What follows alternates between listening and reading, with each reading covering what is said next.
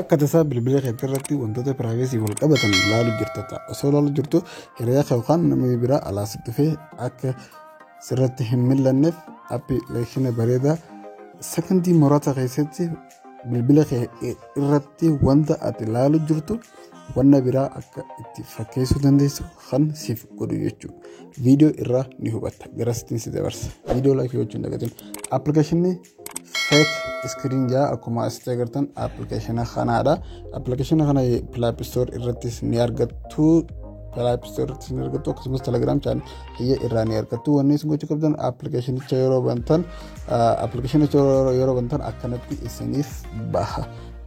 Isin jalqabannu gochuu qabdan next jettanii gara wantaatti achi deemuu qabdan. Next irratti cuqaasuu qabdan. Next irratti erga cuqaaftanii booda akkanatti isinii baha.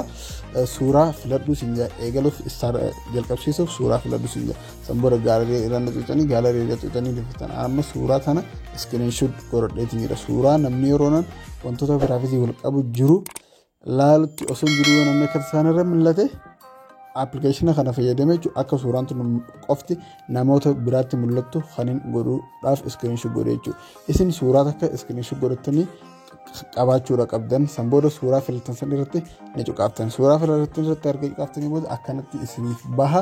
Erga akkanatti isiniif bahe istaartii keetu kanarratti ni cuqaaftan. Daawwattoota istaartii keetu kanarratti ni cuqaaftan. Sanbooda erga istaartiitti ni cuqaaftanii akkanatti mallattoo akka sagalee vooliin guddistutti akkanatti haboo kana ni agartan jeetii yaada.